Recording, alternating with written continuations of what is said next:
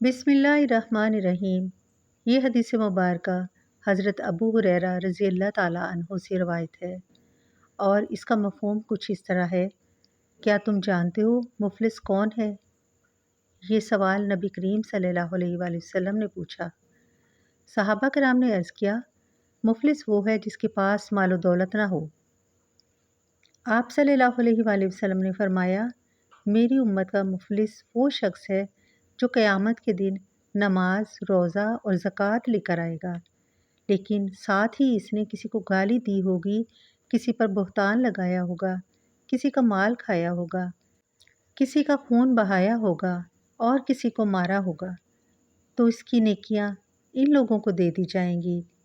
اگر اس کے نیک اعمال ختم ہو گئے اور مظلوموں کے حق باقی رہے تو ان کے گناہ لے کر اس پر ڈال دیے جائیں گے، پھر اسے جہنم میں پھینک دیا جائے گا۔